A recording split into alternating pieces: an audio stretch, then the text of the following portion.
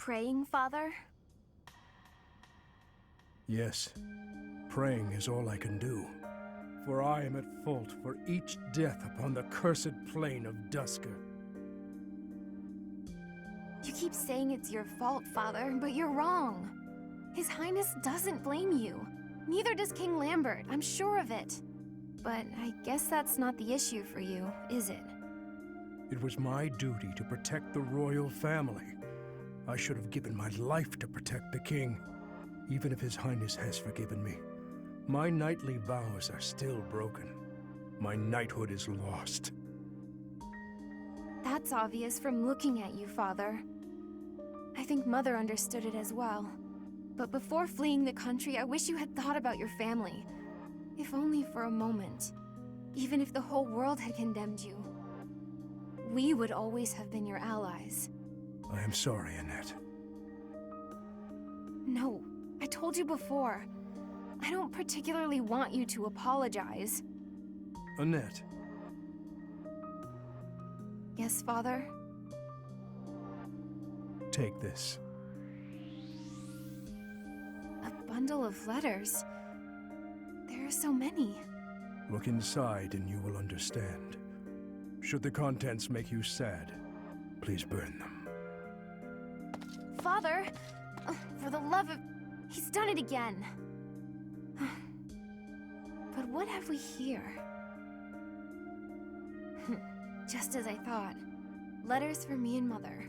And so many. But why? And how? I suppose I'll have to read them if I hope to find my answers.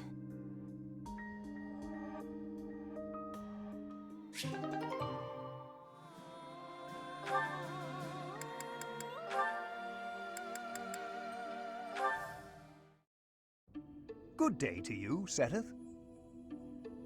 Persistent, aren't you? If this is about my crest... No. I thought we might speak of something else for a change. Is that so? Indeed.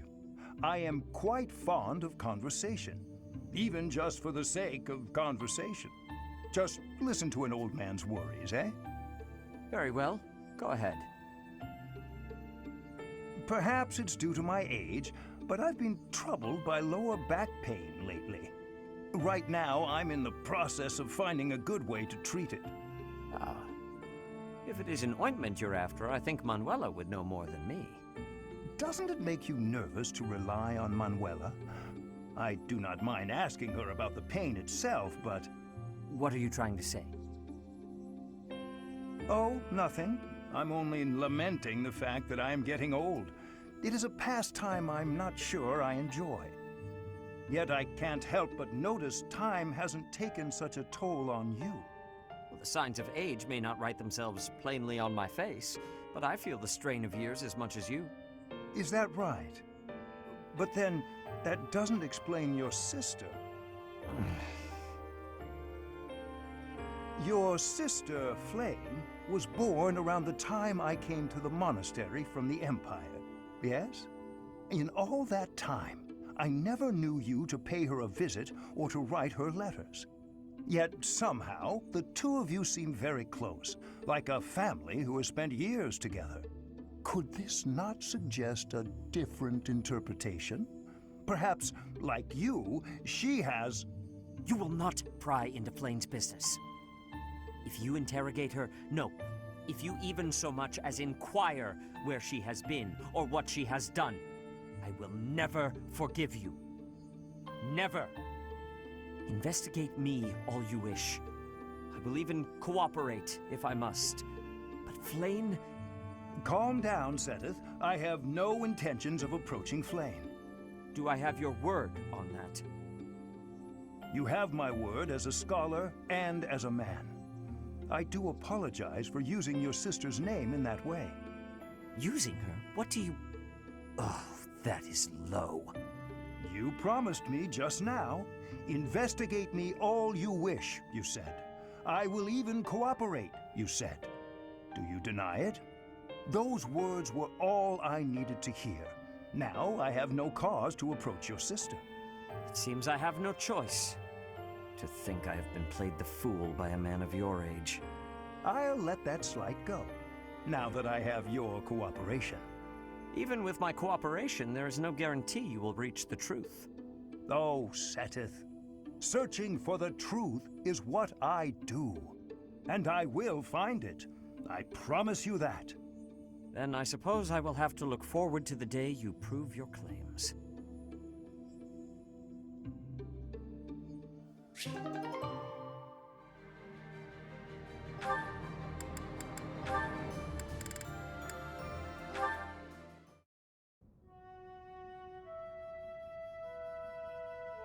It seems I'm not the only one here. Manuela? Oh, Seteth. Hello. This is quite the surprise. I would not expect to find you here outside of ordinary prayer time. Praying? No, I was just resting. Whenever I'm in the infirmary, I simply cannot get out of doing work. I need a place to sit and close my eyes. There is no need to hide it. It is obvious you were praying quite solemnly just now. No, I was just enjoying some old memories. That's all. In fact, I was just thinking about when my parents first brought me here as a child.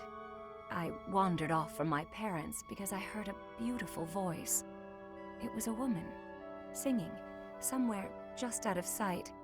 I began to sing along, hoping she would hear me and that we might meet. I never found her, whoever she was. Yet, it was she who taught me I could sing. Interesting. I'd never heard that. But I suppose if you were only a child, this would be before I arrived at Garreg Mach.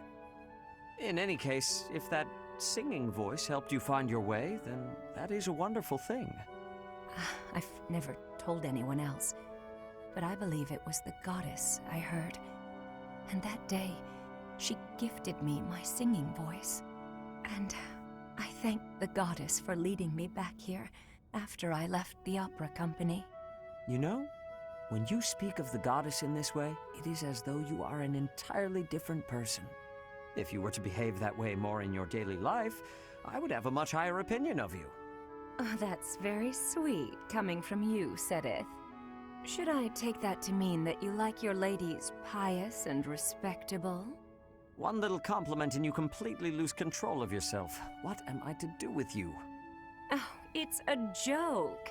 Look, I'm just no good at serious conversations. Although, I would be lying if I said I wasn't interested in knowing what kind of woman does get your attention. As thanks for the touching tale you have shared, I will satisfy your curiosity just this once. My preferred woman is kind, quiet, and proper. But above all else, she is straightforward and honest. Quiet. Proper. There's no need to be cruel, Seteth.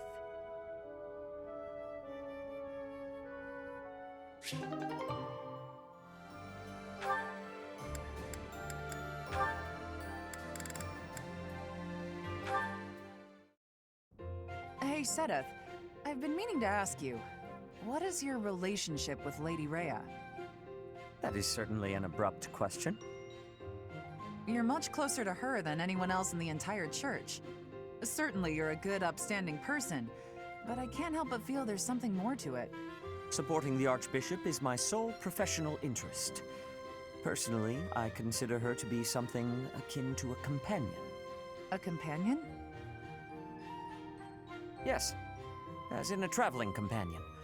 Friends who walk the same path toward the same destination. Companion, huh? A companion. I guess that does sound about right, now that you say it. Though, I'll confess to being quite jealous. Not many people can call themselves companions of Lady Rhea.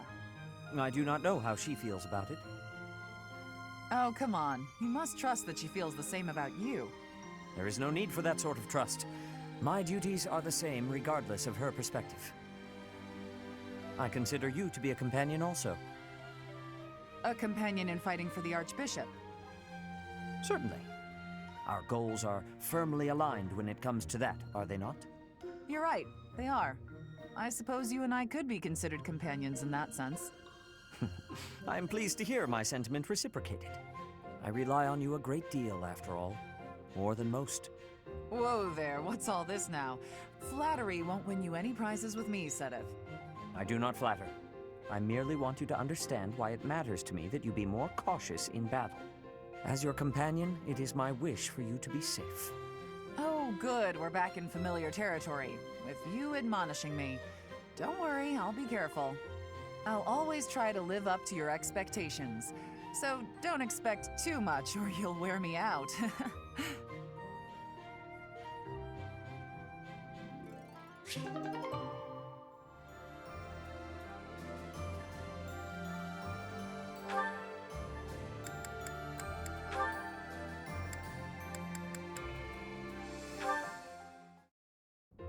Hello, Manuela.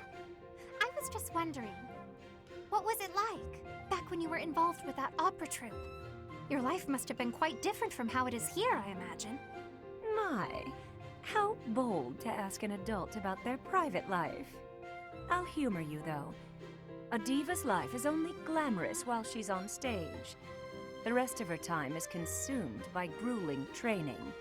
Just days and days of practicing, beginning at sunrise, with barely a moment to rest from one performance to the next.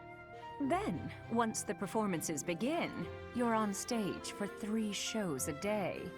Absolutely exhausting. Is that anything like you imagined? It sounds like a world all its own. Thank you. I find the topic fascinating. What sort of roles did you tend to be cast in? As the lead performer, did you play the part of a princess much? Oh, I can only imagine how illustrious that would be. Yes, I was a princess once or twice. And it was quite something, let me tell you. All those royal jewels and flowing gowns. And they didn't just give me the pretty clothes to wear because I was beautiful, you know. I had to fight and claw my way into every role. But once I was there on stage, singing my solo, and all eyes were on me, it was worth it. I was rewarded for every one of my countless hours of practice. And the cheers when I finished a song, the applause. Oh, I can't properly explain it, but I can tell you, it's an experience I will cherish until the day I die. Wondrous. It all sounds so very glamorous. Despite how rigorous a schedule you kept, it sounds like the hard work was worth those fleeting moments on stage. Mine has always been a quiet life. It is hard not to feel a twinge of envy, hearing such stories from you.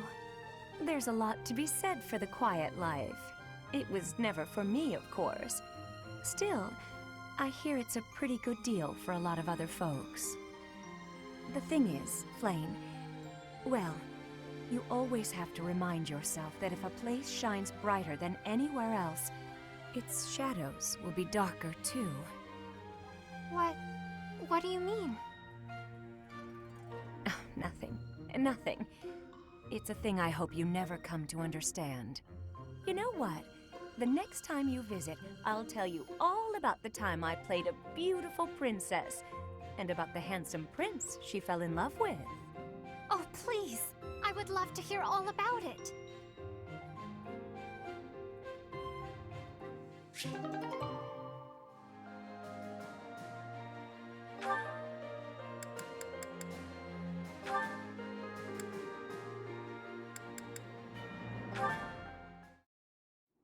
Your face looks stiff as ever, Gilbert. As I said before, I cannot change my nature. Understood. And I suppose seeing you train with an expression of glee would be rather unsettling. Still, you finished for the day, yes? Would you join me for tea and perhaps a chat? Professor Hanneman, may I ask a question first? Certainly. Ask away. I'll answer whatever is within my power to do so. Why concern yourself with me? I have no crests. I'm of no particular use to you. Whatever are you talking about? I don't speak to you out of some ulterior motive. Certainly, I have previously approached others because of my research interests. That is not the case here. I merely wish to get to know you. You wish to know me? Yes. It is not often I have the opportunity to find friends my own age, you see. Well, regardless of how you feel, speaking for myself, I already consider you something of a friend. You must have heard of my tenacity. It will prove easier if you accept my offer of friendship now. Was that a laugh? A rarity for you, Gilbert. Can I take that to mean we are friends indeed? I see no reason not to be so. Well, I am honored. Then, as a first step, I would like it if we could find a common interest. A hobby to engage in. Something the younger folk would not appreciate and may even be irritated by. I look forward to it. Another laugh. I must say, we make a better duo than I first expected.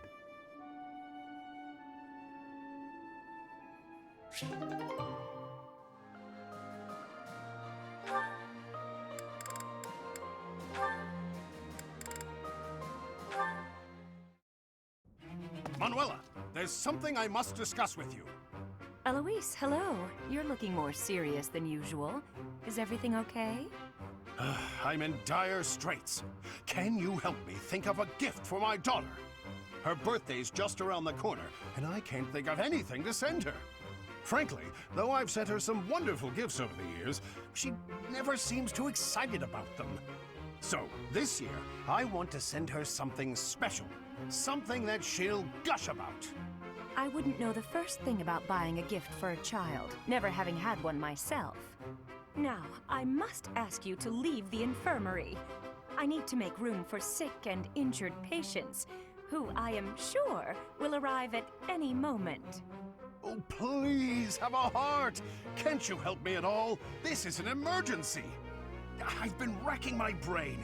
I have no idea what she might like, and time's running out. I thought that a young woman such as yourself might be able to help. Young? Did you just call me? Could you repeat that, please? Of course! Anything for a young, charming beauty such as yourself. I can think of none worthier of that description. Well, your quite astute observations have inspired me. So, let's discuss your daughter's birthday gift. Oh, thank you. In that case, will you come shopping with me when you're done for the day? Very well. Now, let's begin with the simplest question. What does your daughter enjoy? What kind of gifts have you given her for previous birthdays? Well, for the past few years, I've been sending her ancient coins. Excuse me? Coins, I said, from ancient civilizations. I've been diligently collecting them and passing them on. They're precious and historically significant. The makings of a great gift, don't you think? Is something wrong? Oh, you don't think an ancient coin is much of a present, I take it? I'm sure that for the right person, such a gift would be exquisite. You know what, Alois? Don't you fret. I'll think of something that will make your daughter happy and make up for all of your other gifts.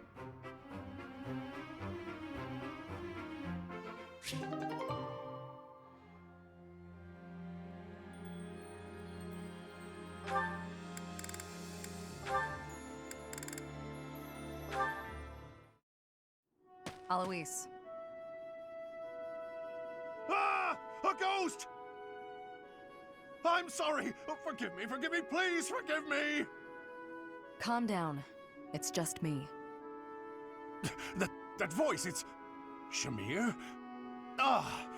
It's Shamir. Whew, you frightened me. My heart was beating so hard I thought it would burst out my nose. Your heart's in your chest, not your head. Can you try not to be so stealthy when you're approaching a fellow knight? Your reaction was excessive. Are you afraid of ghosts? I suppose there's no point in hiding it. I'm terrified of them. Terrified? Of ghosts? I didn't mean to pry. There's no need to... No, I want to get it off my chest. That time when we were on our way back from a mission, do you remember what I asked you? You asked if I ever think about the people I've killed. Yes. You said you never do, but me, I can't go a day without thinking about them. The feel of my weapon cutting through them, their twisted faces, their cries of pain, and that awful scent of blood.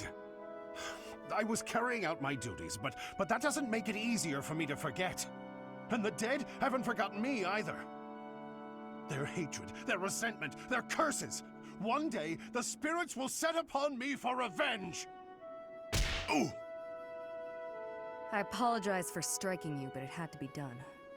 Have you calmed down? Yes, thanks. I needed that.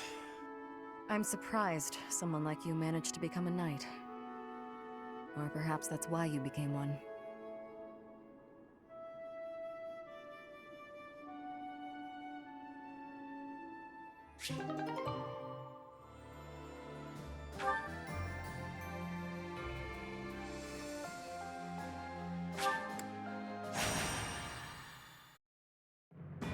Having received the Kingdom Army's plea for aid, Rodrigue has agreed to provide soldiers. In order to meet up with their reinforcements, the Kingdom Army sets out for Ailell, the Valley of Torment.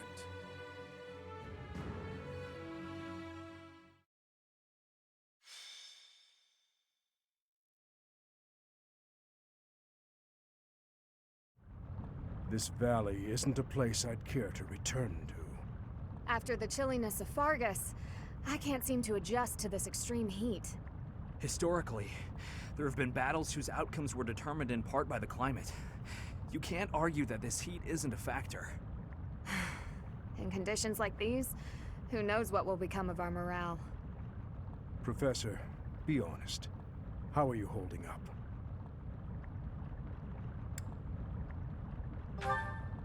Monks once used this area as an ascetic training ground because of the intense environment.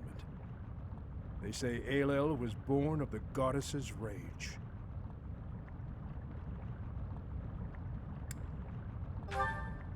If you believe the legends, this valley is evidence of the goddess's judgment, passed on humanity for its corruption.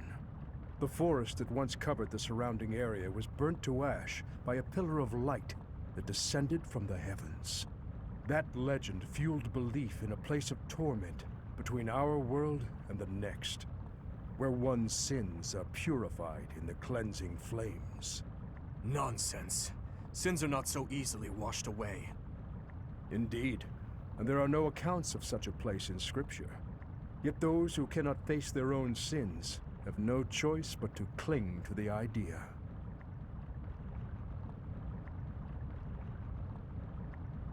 I just don't think I can take this heat anymore.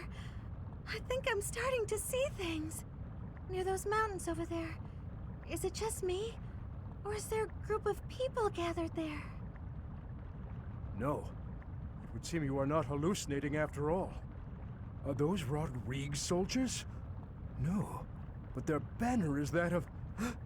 No. It can't be. That is House Rowe's banner. They curried favor with that witch and sold out Fargus. We messed up. There must have been a spy among us. Will you have us meet them in battle, or wait for Rodrigue to arrive? There is only one option. How kind of them to save us the trouble of killing them later.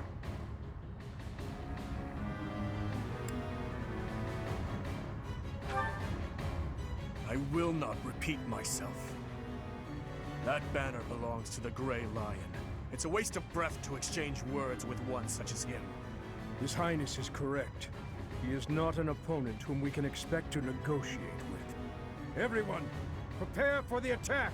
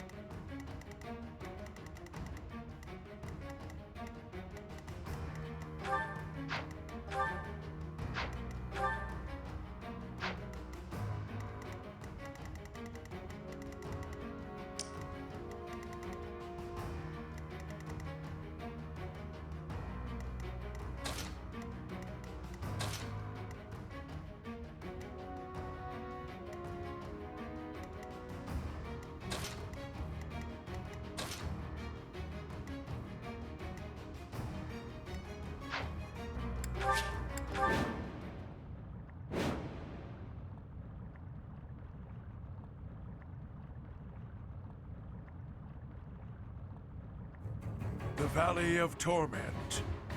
Perhaps a good place to finish off my life as a knight. Only if that puny force of children is able to kill me, of course. That man who raises the Lion's flag? Lord Gwendol. He is an elder knight who serves House Rowe. Gwendol would, without thought, fight any battle if ordered. There is no chance of negotiating with him. Ailell is a deadly place. Flames burst from the ground with no warning. Sane people usually avoid it. So, the flames of torment burn your sins, your life, your everything. If you wish to spare yourself the goddess's wrath, tread lightly.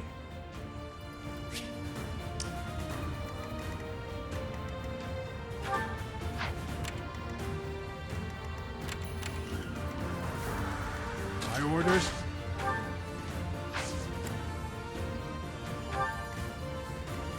Ready when you are. I'm your girl. Thanks. I'll cut through.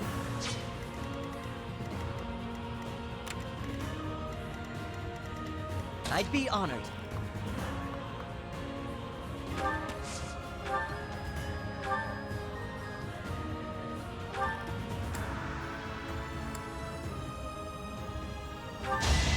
I can't lose!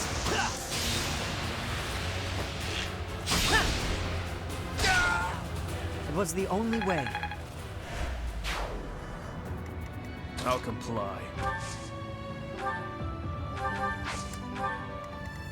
What's the plan?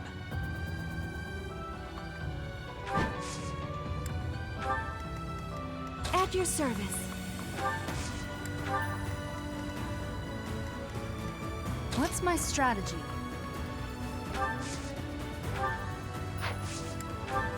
Guide me well. Too kind.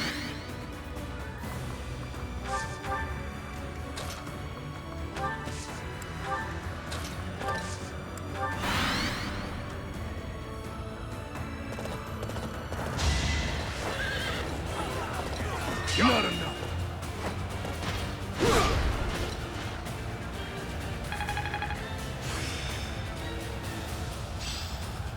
Seems I'm adequately trained.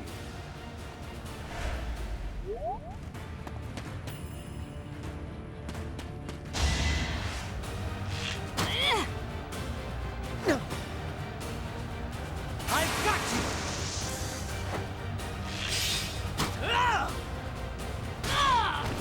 I must steel myself.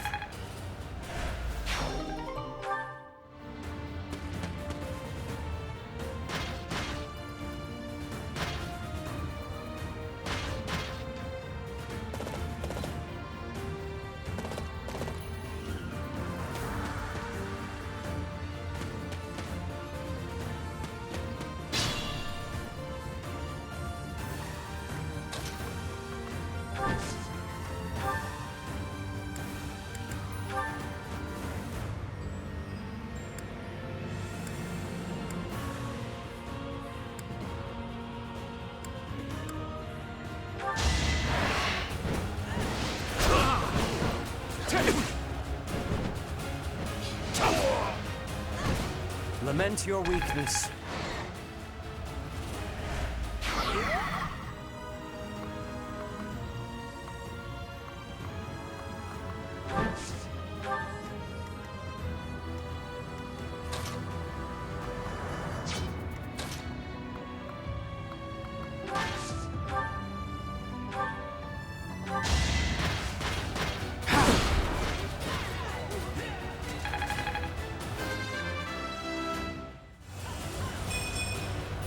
Age takes its toll.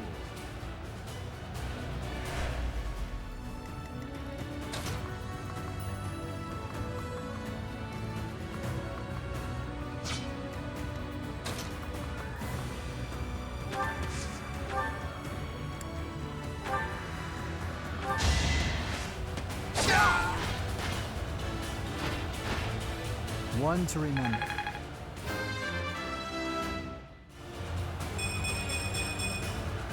Strength never betrays.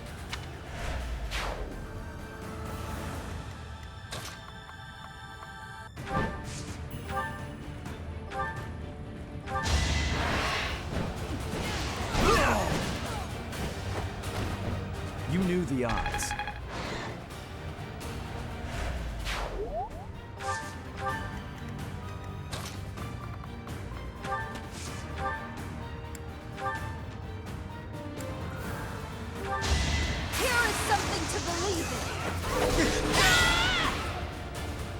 Another victory.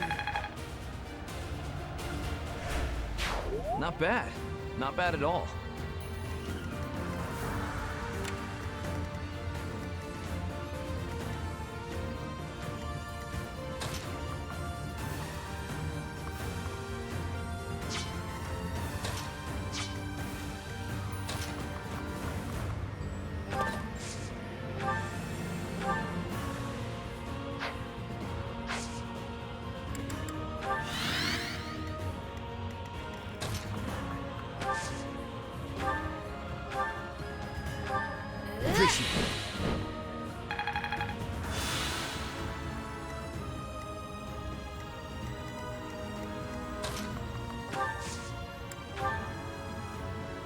You're a big help.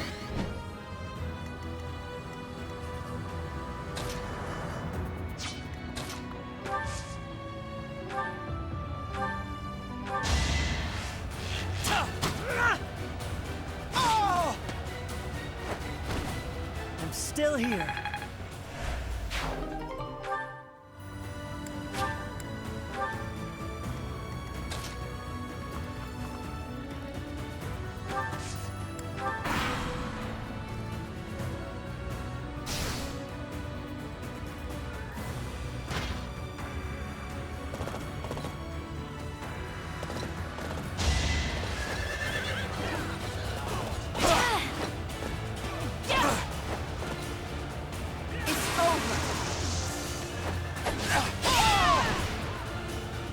All is going to plan.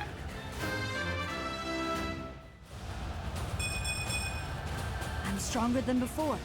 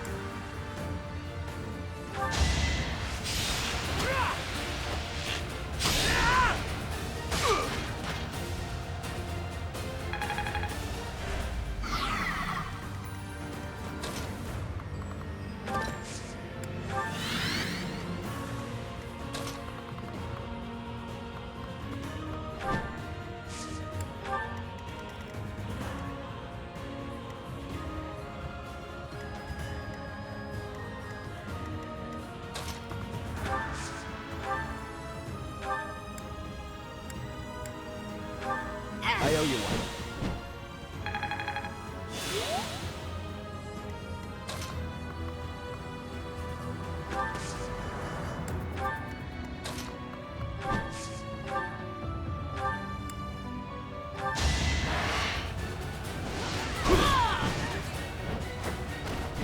Don't bother haunting me.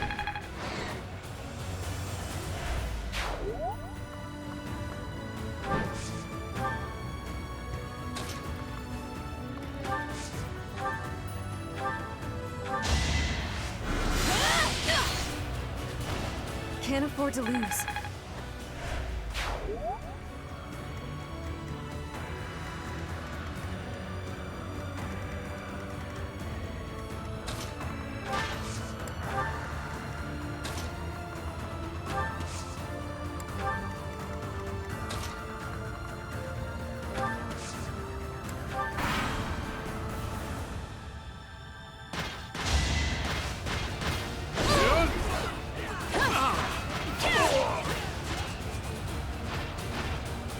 Another victory.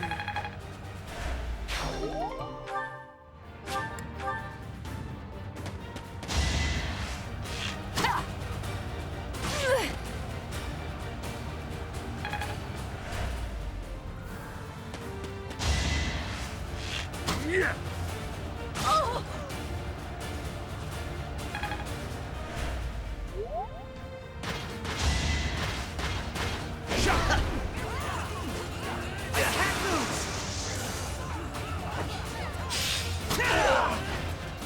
I won't falter.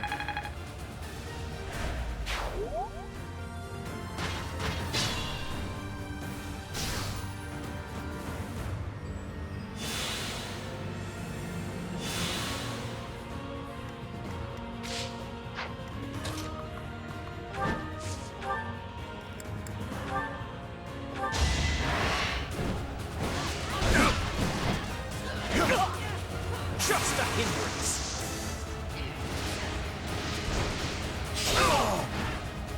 That is all. Great work.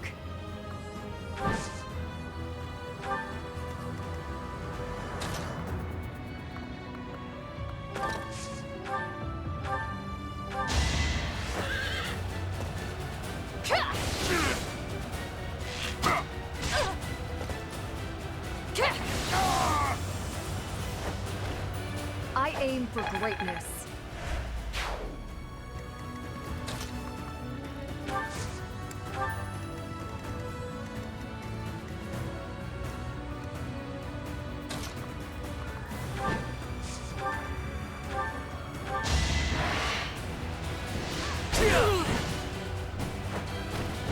Burn until we meet again.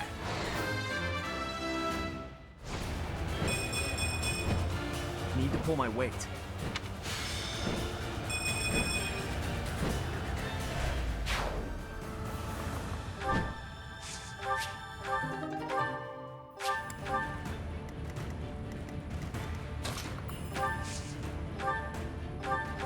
Thanks.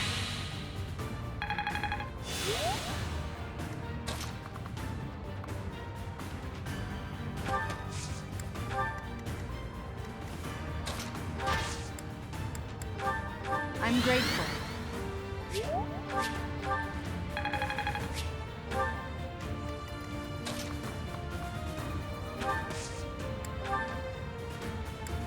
Well done.